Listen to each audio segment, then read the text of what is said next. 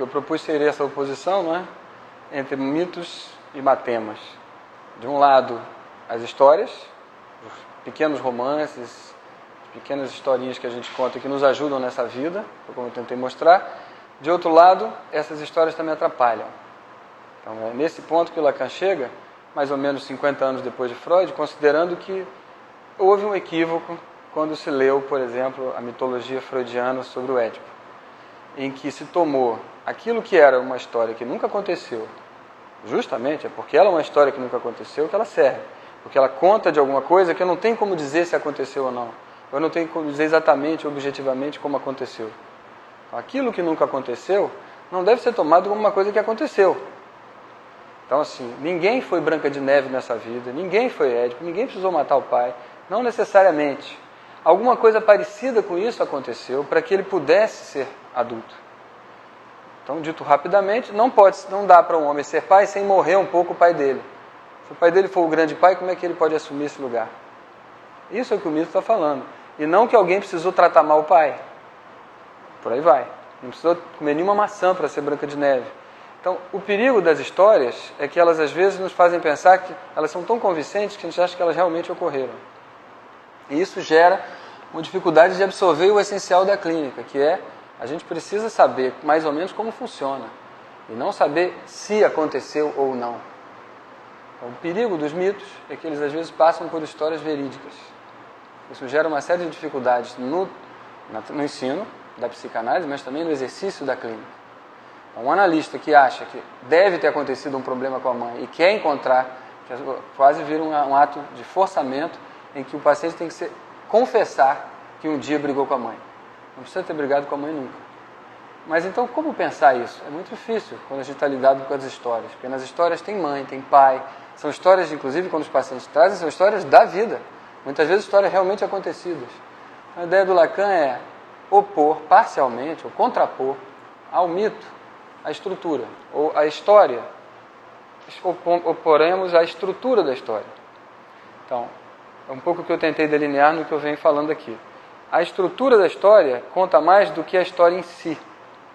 Então, se realmente meu pai naquele dia gritou comigo ou não, é relativo.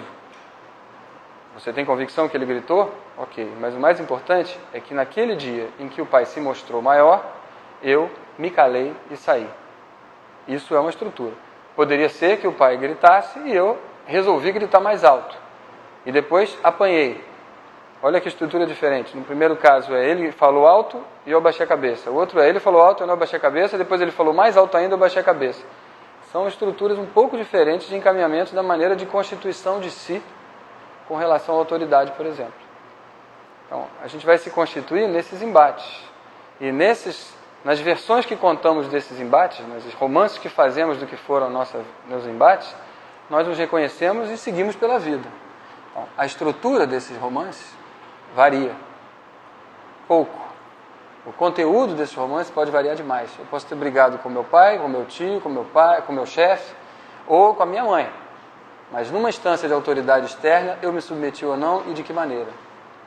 Então a gente vê que a proposta do Lacan com a estrutura, que bebe muito da época, que era do estruturalismo, que bebe muito da antropologia de Lévi-Strauss, que bebe de uma obra como de Bettelheim, que é a estrutura dos contos de fada, é propor que vamos valorizar não apenas a história em si, mas a estrutura que essa história transmite, mais do que o que eu aprendi ou descobri com essa história.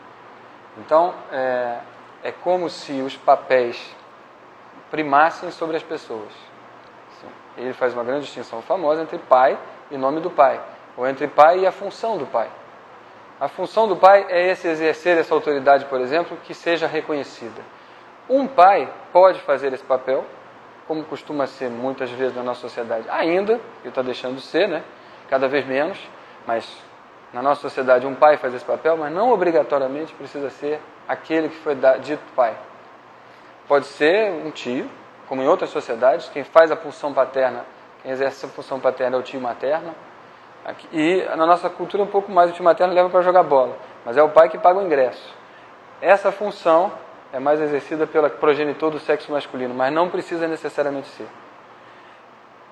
Bom, não sei se passa rápido a ideia, mas Se isso é verdade, então a gente ganha em amplitude bastante. E uma das críticas à psicanálise cai por terra, que é, Freud fala apenas da moral vitoriana, da família burguesa típica. Não, se o que ele falou era uma historinha para passar uma estrutura, se a gente pode prescindir em parte das histórias para absorver a estrutura, essa estrutura a gente vai encontrar em muitas sociedades, em muitos tempos, muitos espaços. Então, por exemplo, quando hoje não encontramos mais pais, alguém talvez esteja fazendo a função paterna. Então a estruturação da subjetividade ela é parecida ou próxima, mesmo que não haja nenhum pai no horizonte. Seria óbvio, né? Freud não podia ter dito outra coisa, porque senão qualquer órfão já não podia mais então ser uma pessoa normal. Então, a ideia do Lacan é buscar abstrair da história a estrutura. Essa abstração pode ir longe. Ele resolve ir longe nessa abstração. Em vez de falar de pessoas e de ações, ele fala de lugares, funções e deslocamentos. E às vezes ele vai dar para os lugares, funções e deslocamentos coisas bem abstratas, porque aí a gente pode colocar nessas casinhas 1000 personagens. Se eu disser que no lugar do pai tem que ser homem, você já viu quanto reduz.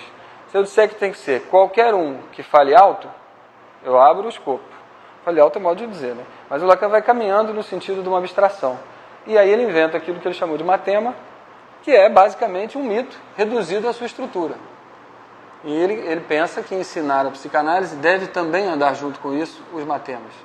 A gente não tem que apenas pegar as histórias, os casos, por exemplo. A gente tem que entender a lógica dos casos. A gente tem também que pegar um pouco a lógica da teoria e não apenas o conteúdo. Um pouco como eu estou tentando mostrar aqui.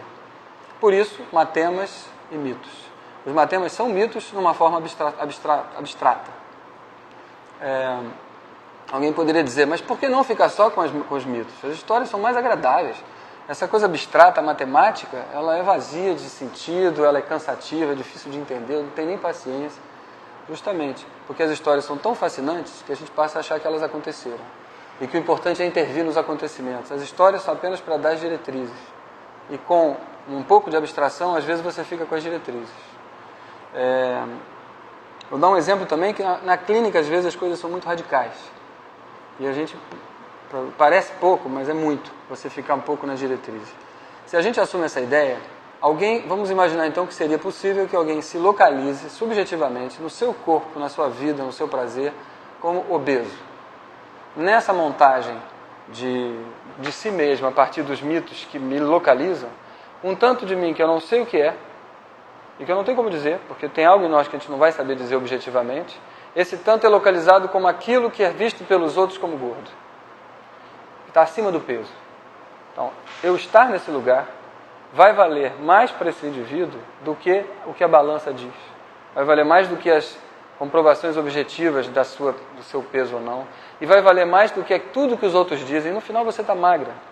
Então a gente pode assistir a uma anorética decidida. Temos que tentar entender por que e como, mas decidida, fixa e rigidamente nesse lugar da obesa, caminhar até a morte, sem que nada possa tirá-la desse lugar. Para dar uma ideia de como o lugar nos mitos que nos constituem, às vezes vale mais do que tudo que os outros dizem. E é por isso que a clínica da psicanálise precisa de um pouco de matema, um pouco de orientações abstratas. Porque senão, nós somos os primeiros a serem tentados a dizer para ela, mas para com isso, que você está magra, todos vão fazer isso. Agora, se eu realmente tiver uma noção de que a mitologia pessoal, o romance pessoal, ele tem um peso de real forte, e eu puder navegar nele, eu vou conseguir mais ou menos trabalhar com essa pessoa. Eu vou propor com ela outra coisa que não um bisturi ou uma injeção intravenosa de alimentação parenteral. Eu vou propor outra coisa para ela que não apenas que ela ganhe peso, porque não necessariamente isso vai adiantar. A gente sabe que os estudos de hoje ficam satisfeitos quando o sujeito ganhou tantos quilos de peso e consideram um sucesso, com follow-up às vezes de 6 meses, por exemplo. Pois bem, se ela se engorda e não se reconhece mais como gorda, não suporta mais a vida como gorda, ou como gorda para os outros, mas ela se considera deformada, por exemplo, ela pode se suicidar 6 meses depois. Isso não vai aparecer nos nossos estudos sobre os sucessos terapêuticos da ingestão forçada de alimentação ou de convencimento maciço, e a gente aqui está perdendo alguma coisa que deveria ser levada em conta, que é o lugar onde ela está, como ela se vê, para quem ela endereça suas emoções, seus sentimentos, e como ela lida com isso nela que ela não consegue dizer. É esse ponto que talvez a clínica possa aparecer como uma maneira de juntar as duas coisas, romance e matemática, ou matema.